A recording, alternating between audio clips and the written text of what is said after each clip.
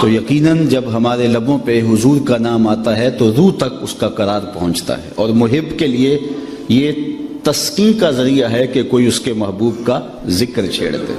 علامہ رومی تمثیل کے انداز میں بات کرتے ہیں، لیکن بات سمجھانے کا فن جانتے ہیں۔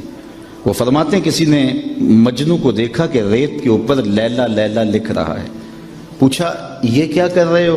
گفت مشق نام لیلا می کنم، خاطر خود را تسلی می دہم، کہنے لگا اپنے محبوب کا نام لکھ لکھ کے دکھی دل کو قرار دے رہا ہوں۔ رومی نتیجہ نکالتے ہیں اگر لیلا کا نام مجنو کو تسکین دیتا ہے تو کیا حضور کا نام امتی کو تسکین نہیں دیتا؟ ٹھنڈ پڑ جاتی ہے سینوں میں جب کسی کے لبوں پہ اس نام کا چراغاں ہو۔ یہ ہم جو محافل میلاد منعقد کرتے ہیں مختلف ناموں سے، تو ایک تو اپنے ذوق کی آبیاری کے لیے اور اپنے قلب کی تسکین کے لیے ہم ان کا انعقاد کرتے ہیں، اور دوسری بات یہ ہے کہ یہ ہمارے ذمے ہے کہ ہم حضور کی مدح کریں۔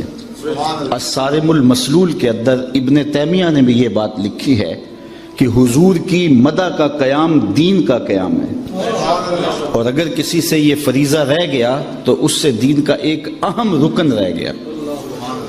اور جب سے خاک تراشے گئے ہیں ہماری ذمہ داریاں فزوں تر ہو گئی ہیں کہ ہم گلی گلی حضور کے ذکر کی مجالس کا انعقاد کریں اور حضور کے نام کے ڈنکے بجائیں۔ گو حضور کا ذکر ہمارا محتاج نہیں ہے، بلکہ حضرت حسان بن ثابت رضی اللہ تعالیٰ عنہ فرماتے ہیں ما ان مدحت محمدا بمقالتی لیکن مدحت مقالتی بمحمدی، لوگوں میں اپنے شعروں سے حضور کی تعریف نہیں کرتا، بلکہ جب اپنے شعروں میں حضور کا نام رکھتا ہوں میرے شعروں میں حسن پیدا ہو جاتا ہے۔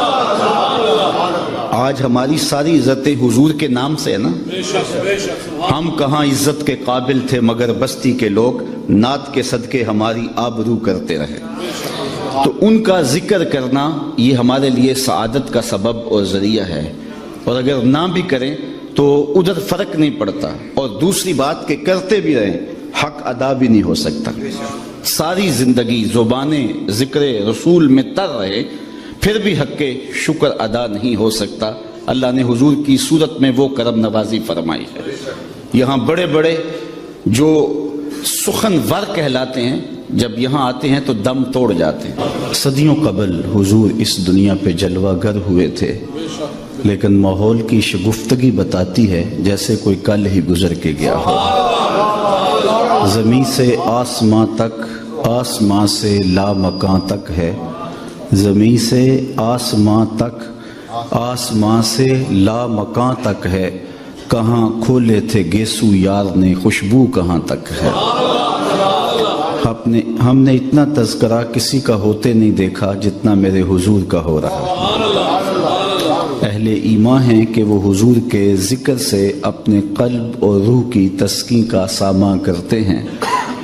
حضرت شیخ مہدی الفاسی مطالع المسرات شرح دلائل الخیرات میں لکھتے ہیں حضور کا ذکر سن کر جس شخص کے کلیجے میں ٹھنڈ نہیں پڑتی اس کے سینے میں دھڑکنے والا دل کسی مومن کا دل ہی نہیں ہے۔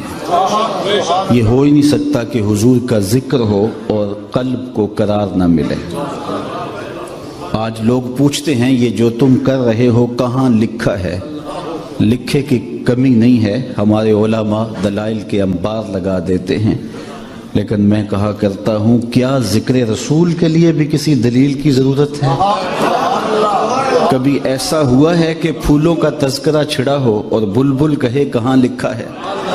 بات شمع کی ہو رہی ہو اور پروانہ دلیلیں ڈھونڈ رہا ہو، اور یہ بھی ممکن نہیں کہ بات سرکار مدینہ کی ہو رہی ہو اور امتی کو دلیل کی ضرورت ہے۔ محب کے لیے اس سے بڑا سرمایہ کوئی نہیں کہ کوئی اس کے محبوب کا ذکر چھیڑ دے۔ عائد ذکر نعمان لنا فإن ذکرہ هو المسک ما کررتہ یتزوع۔ امام شافعی کہتے ہیں میرے ممدوح کی باتیں چھیڑو، میرے محبوب کا ذکر کرو، ان کا تذکرہ ایسی کستوری ہے تم جوں سے چھیڑتے جاؤ گے خوشبو پھیلتی چلی جائے گی۔ مطرب سے کہو کہ چھیڑے ذرا اس جان تمنا کا قصہ، मुतरिब से कहो कि छेड़े ज़रा उस जाने तमन्ना का किस्सा, फुरकत के भयानक लम्हों में कुछ दिल को सहारा हो जाए। तो यकीनन अहले ईमान के लिए हुजूर का ज़िक्र क़ल्ब की, अगर ये मेहरबानी फरमाएं तो अपना अपना मिजाज होता है। वो इकबाल ने कहा था, नज़ारे के लिए जुम्बश मिजगा भी बार है, नरगस की आंख से तुझे देखा करे कोई। मैं ज़रा रूहानी तौर पे कमज़ोर हूँ और ये बरसते नोट मेरी तबीयत को उलझा देते हैं। मैं सिर्फ आपकी तवज्जो चाहूँगा, असर करे न करे सुन तो ले मेरी फरियाद, नहीं है दाद का तालिब ये बंदाए आज़ाद। बात कर रहा था कि मुहिब के लिए तज़किरा महबूब क़ल्ब और रूह की तस्की का सामा होता है, और जब किसी के लबों पे इस नाम का चराग़ां हो तो रूह तक ठंड उतरती है।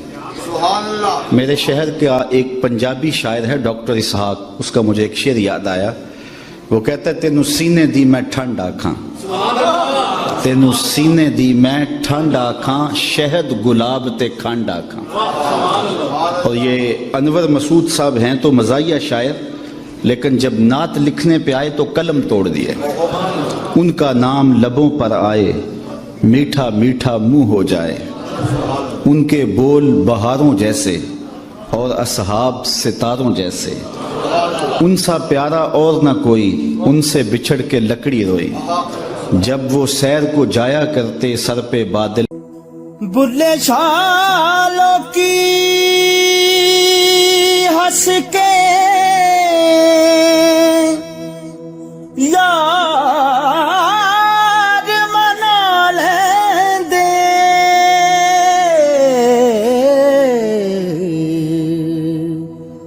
ते साडा रोना भी ना मंजूर होया, मंजूर होया।